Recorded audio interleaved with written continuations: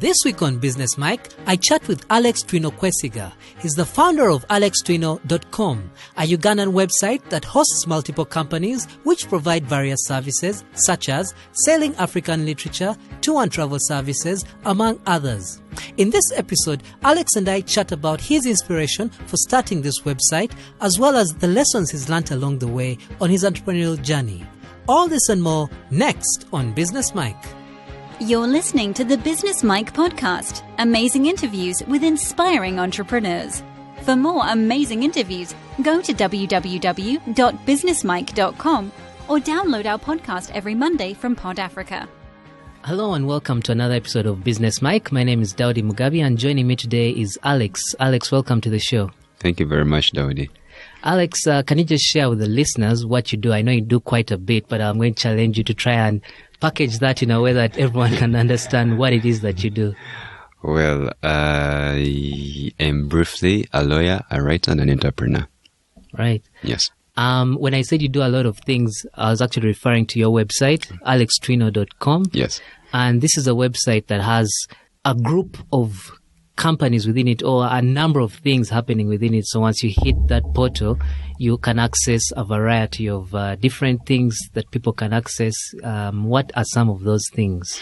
Yes, AlexTwino.com is a website that was created to put together, to conflate what I'm interested in as either my investments or entrepreneurial activities. It, to me, started out as what you'd consider a signpost leading to somewhere, a signboard. But it is constructed, yes, with what can I call it? With provisions for products, availing products, which can be bought in an e-commerce way for at least 3 of the companies there, and information that is revealed for any visitors to the site. Okay, let's just dive through each one of them.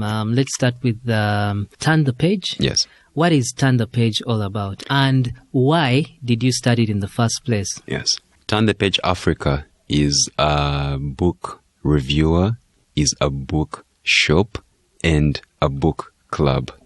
3 things in one, that is based in Kampala, Uganda, with a concentration on African literature. Yes, so we find and make available books and sell them both in Uganda and outside Uganda, anywhere to the rest of the world, to any interested people.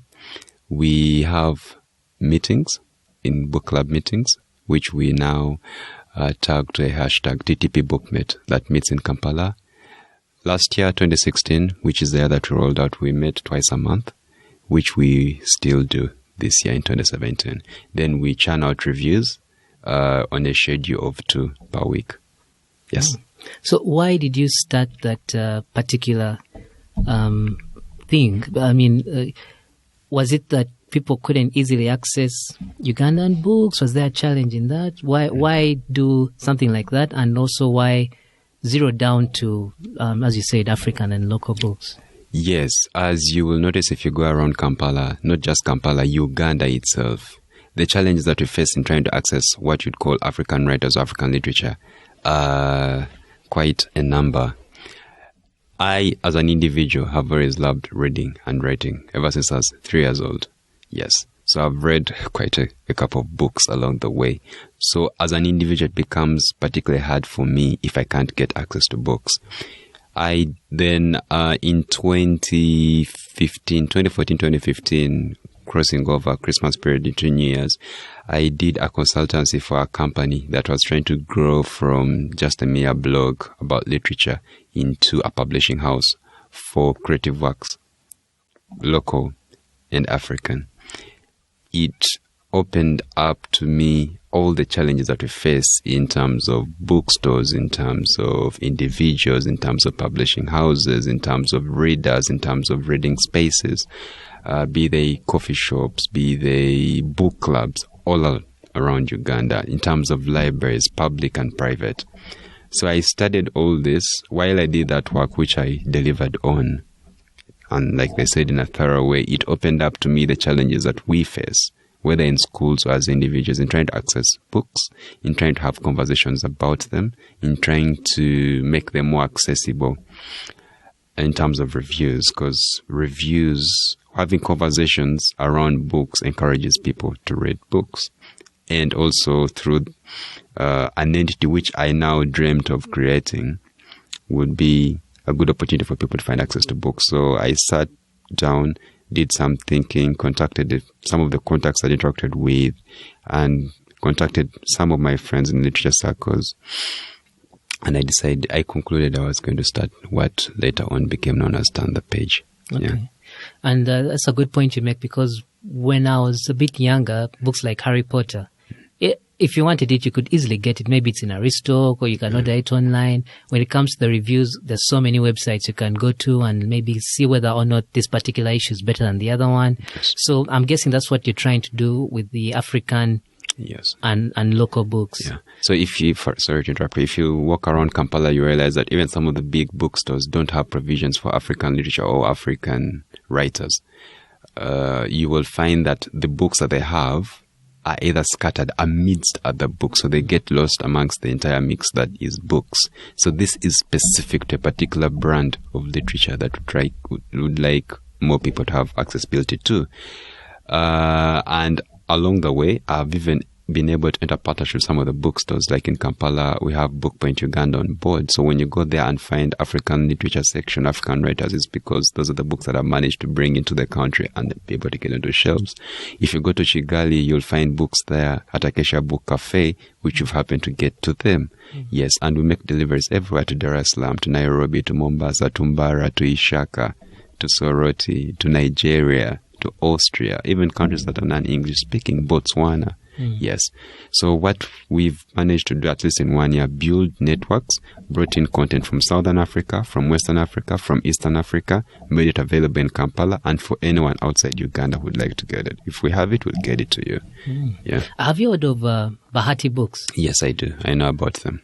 From London. Right. So yes. I'm wondering whether, because I've interviewed them before, and they're on a similar journey like you are, although for them they focus more on the publishing side of it. So I'm just curious as to whether you've engaged with them and what kind of synergy you guys are working on. Yes, I've engaged Bahati Books before, earlier on in the nascent stages of building Turn the Page. And yes, they're into publishing of African works, very true, which they release as mostly ebook, in the ebook format. Yes, I've engaged with them. Our site has the capability of putting up ebooks. We have a couple there.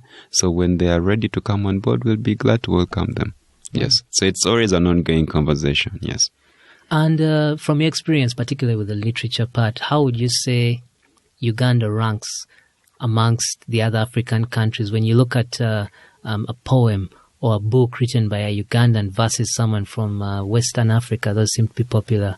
How would you rank us? Where do we stand?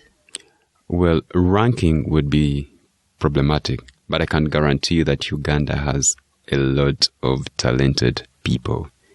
The challenge now becomes expression and production of that work into formats that can be read by the outside world there. So what Turn the Page, for example, provides is visibility for Ugandan works. For example, in the book club meeting, the first one for 2017, we hosted Elma Siyo and Evelyn Karunji, the co-authors of Homegrown Love. They're in their 20s with a book.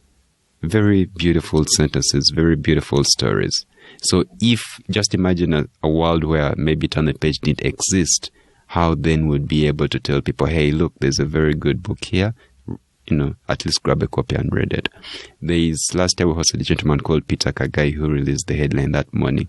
Published by a Ugandan publishing house, so many stories, written by a Ugandan, a couple of poems written over a couple of years.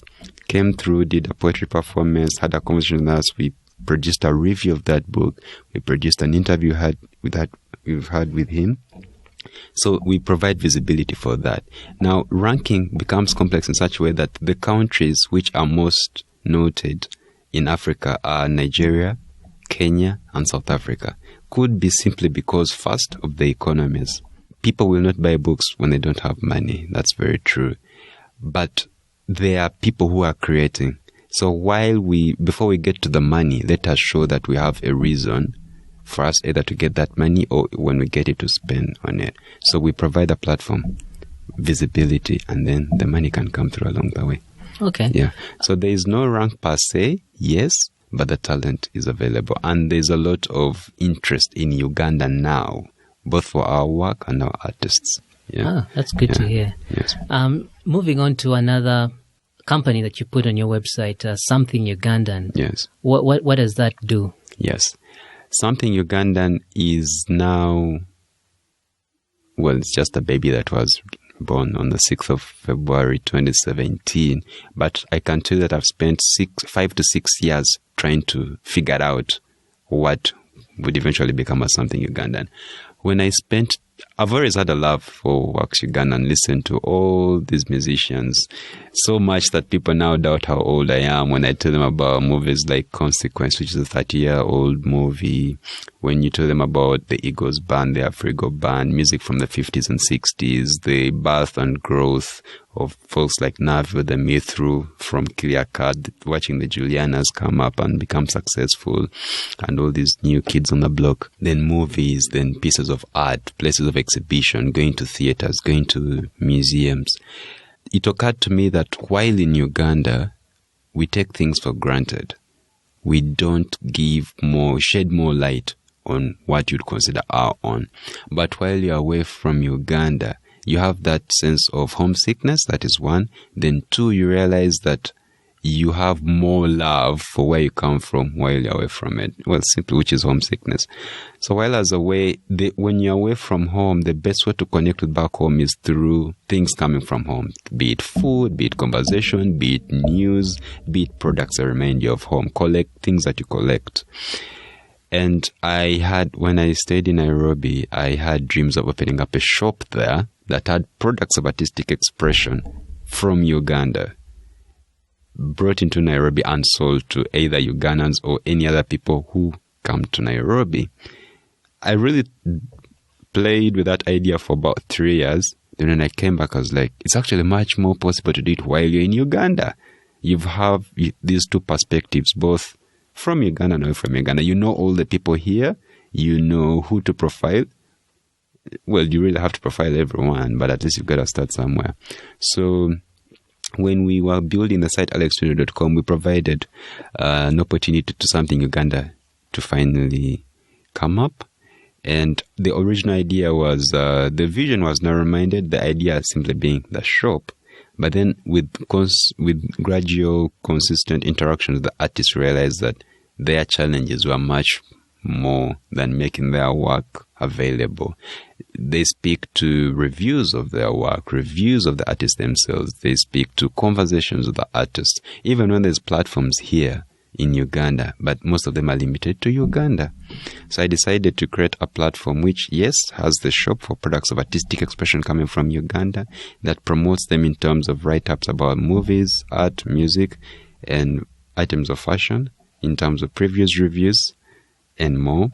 And then management services for the artists that is tailor-made both for you, the local market, and any other person abroad out there. So all creatives can get on board and we share their products with the rest of the world. Okay. Yes. Yeah. And what is the final company on the website?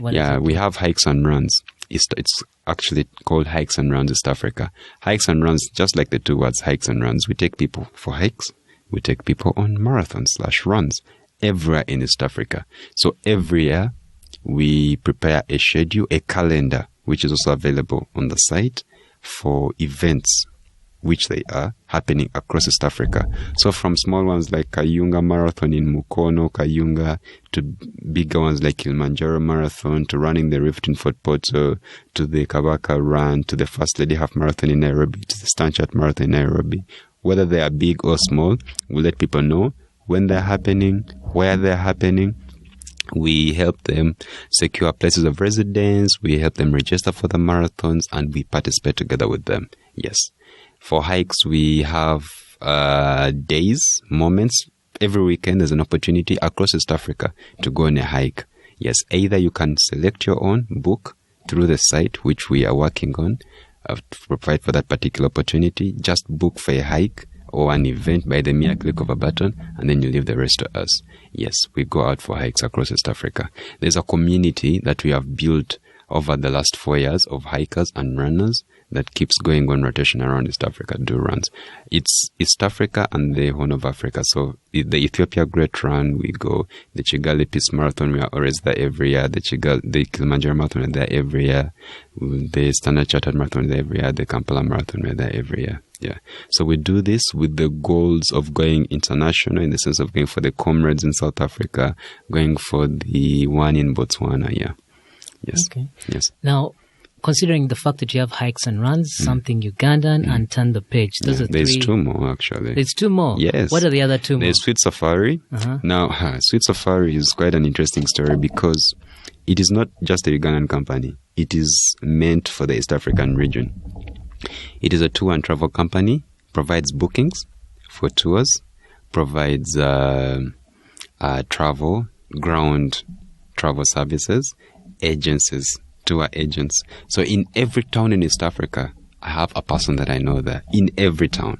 Be it in Diani, be it in Moshi, in Tanga, in Dar es Salaam, in Zanzibar, in Kabale, in Gisenyi, in Rwanda, everywhere in Goma. So it's a network of people, to the very last detail, that has developed thousands of tours/trips, that has developed safari circuits. So each country has a theme. So for Uganda, the theme is Jungle Uganda. Under that safari theme, there are safari circuits. In Uganda, it's based on the regions: Buganda, Kampala, the source of the Nile, the east, the north, west of the, as they will be shared along the way.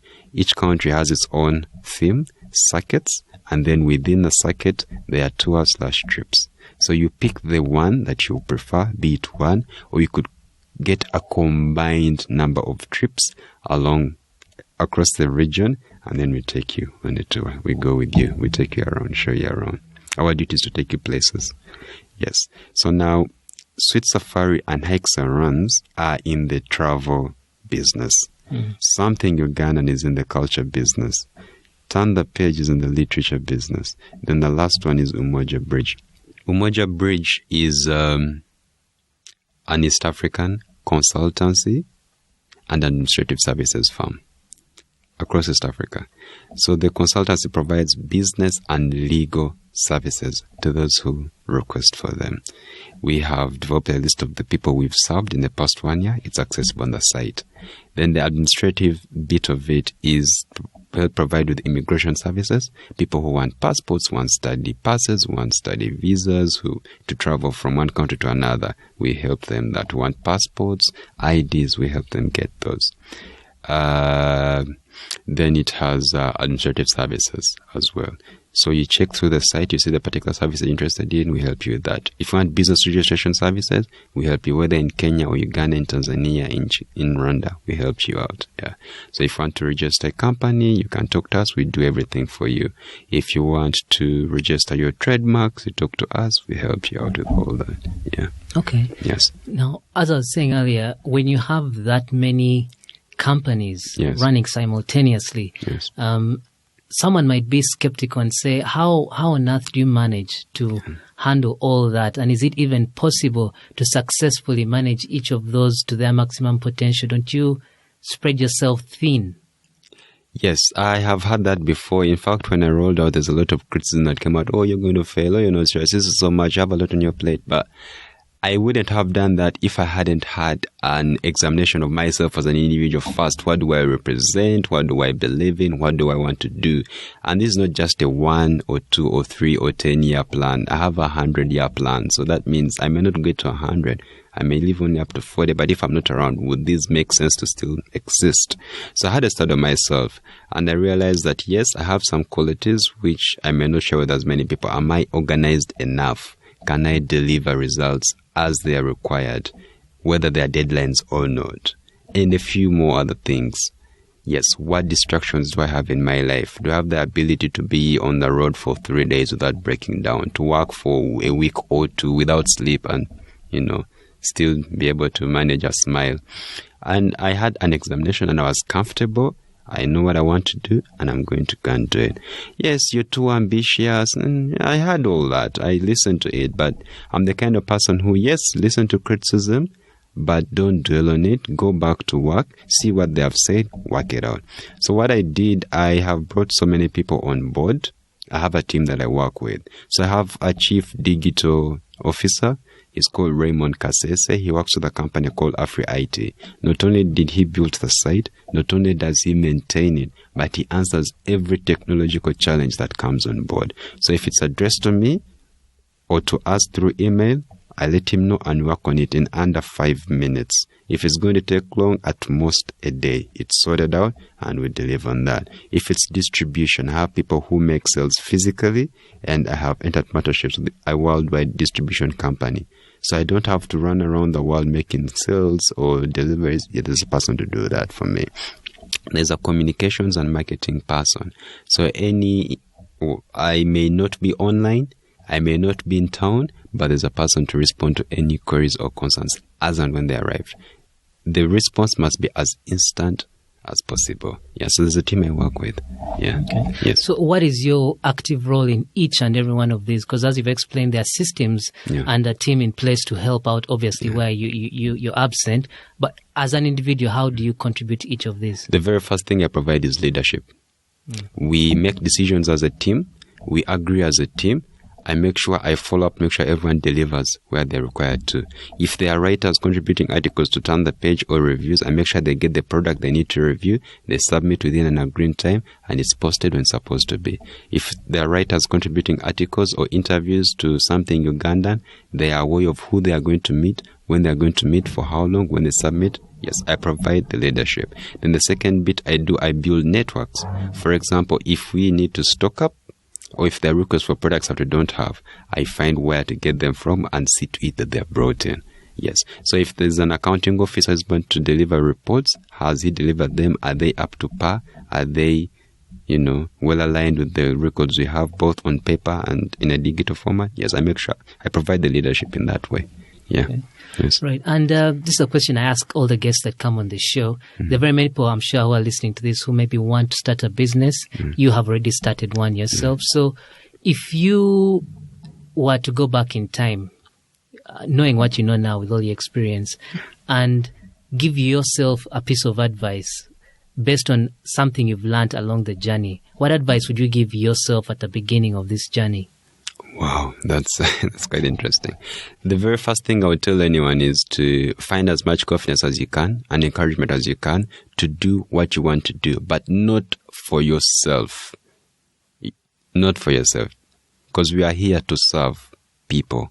Does your business provide a service or a solution that people can use? If you can find an answer to that, proceed.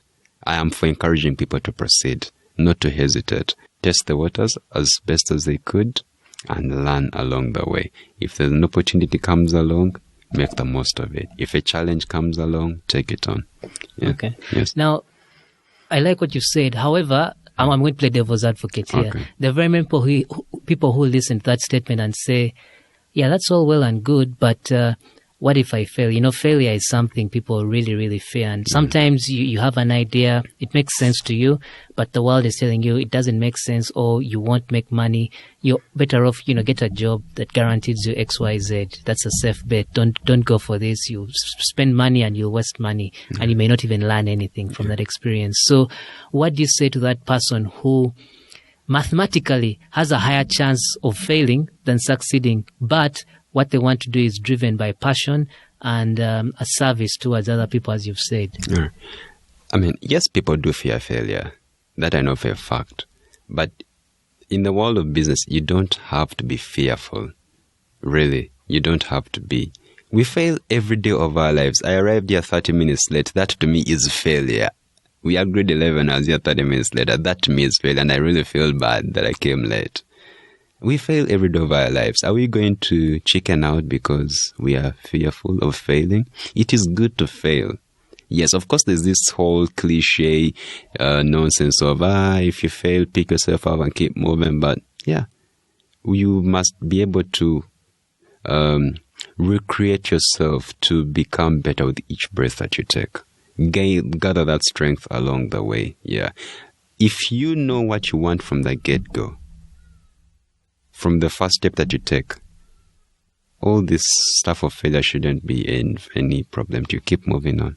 Yeah. I think of it sometimes, I use a metaphor of a baby learning how to walk. There's no adult today that walks that didn't fall as a baby learning how to walk. Yeah. So you had to fail along the way to become good at walking. I think the same thing applies to business. Very true. You could also argue that some people might say, I want to go to school and get an education, but the risk of being knocked by a car on my way to school, I don't want to take that risk. Let me not be educated. Exactly. It's just not worth it. I don't know about you, but I don't know anyone who learned how to ride a bicycle without either tripping and falling or hurting their knuckles or hurting their knees.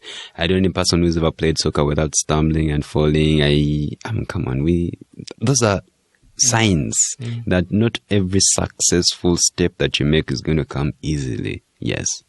There's a lot of sacrifice that you'll have to make to be good at what you do. Yeah. I think even the people we admire as successful people in any field, be it sports or business, they went through those failures. To reach that level, you must have a huge archive of failures. Exactly. Yeah. In fact, there's a gentleman that I like to say I follow or I believe in, Jordan Belfort. The man who is now most known for... Wolf of Wall Street. Yes, that. I once saw an image on his Twitter where he was saying that, he had this diagram of an iceberg, like a dissected image. And he said, yes, success is a very small bit of it, but the rest that creates a success is hidden underwater. You're not seeing it. All those sleepless nights, all those emails, hundreds of emails that you have to go through every day, all those orders, all those trips you have to make. Yes, will eventually lead to success. So there's a lot of sacrifice that you have to go through before you become successful. Yeah. And I think the reason people are fearful of failure is because there's not a particular definition for success. You can't relate your success to another person's success. Yes. But I consider successful day as one where I return home, but after taking everything I'd intended to do in my diary, everything. Yes. Right. Yes. Final question. If you were cast away to a desert island, so you're by yourself, yes, and you had to take one of each, you had to take a book, you had to take a movie, and you had to take a song. Which one of each would you pick? There's a song I'm in love with, a Ugandan song, Ban by Taka HD. It's sort of my theme song, my anthem. That would be a nice song to listen to on a daily basis. A book, I've read a couple of books. It becomes very difficult for me to pick on one. But I would love The Unbearable Lightness of Being. That's a book that I really loved. I read it and, like they say, it changed my life. What's it about? The Unbearable Lightness of Being is a book from the Scandinavian area of Europe about loss, about love, and how they affect our existence as individuals, our relations, and everything. Yeah. Yes, you would love it. You should read it. So a movie, I would take Forrest Gump. Why? I like Forrest Gump. I like it. Why? I like it. You just like it? Was there something about it? Was it his childlike behavior that sparked? I like the part where the mom is telling the child, you are just like everyone else. There's nothing so different about you. And he's trying to walk in braces and people laughing at him when he can't get up the stairs and says, hey, you are just as good as everyone else. They shouldn't tell you you're different. Yeah. It's sort of encouraging. Yeah. Right. So how can people learn more about what you do and connect with you on all these other platforms that you spoke about, be it on email, Twitter, website? How can they get in touch with you and learn more? Yes, we have gotten onto pretty much the most preferred social mediums. There are Facebook, Twitter, Instagram, and of course email. Every one of those companies has got presence on those. So if you go to alextreenode.com, on the homepage, you will see where to go to. So we'll tell you there's a line there. connect with us on Twitter, where we exist as this, either TTP Africa, on Instagram, where exist as African pages, and on Facebook, where exist. If you go to Something Ugandan, you'll find that particular information. If you go to Umoja Bridge, you'll find that. If you go to Hikes and Runs, you'll find that information. Yeah, you can connect with us. Personally, I'm on Facebook as Alexander Twinokwesiga. You can always send me a message and we'll respond to it. We'll cater to you. If you're on Twitter, Mr. Twino, it's Mr_Twino, and I'll always respond. Yeah. Okay. Yes. Any parting words for the audience? For someone that's just listened to this, what would you like them to do as soon as they press stop play? I'll be making 27 into September 2017. Which for some people I noticed was quite disrespectful of me to go into business at my young age. I have been told by so many people to stop what I'm doing because what people call a disruptor. I've seen some people in the so-called mainstream wondering, who is that guy? What is he doing? He shouldn't be doing it. I've listened to those voices. Equally in the same measure, I've listened to voices say, oh, that is quite brilliant. How do you do this? What is it? What's so special about you that makes you realize things that you've been trying to figure out for quite a while and failed to do? So there's always that interplay of forces. Every time, like in physics, they say whenever there's a force, there's an equal and opposite reaction. I would encourage people, listen to everything that people tell you, make the personal decision to make whatever step that you want to make, but make sure it's positive. All right. Yeah. Well, thank you so much, Alex, for taking that time. Thank you for having me. And I wish you the very best in your endeavors. You too. Okay. All right. Thanks for listening to the Business Mike podcast. I hope you enjoyed the show. If you'd like to listen to more episodes just like this one, simply go to businessmike.com. I would love to hear from you. So if you've got any questions or feedback, you can reach me on Twitter at Daudi Mugabe, on Facebook at Business Mike, or email. That's daudi@businessmike.com. Don't forget, we have a brand new episode every Monday. And until then, take care.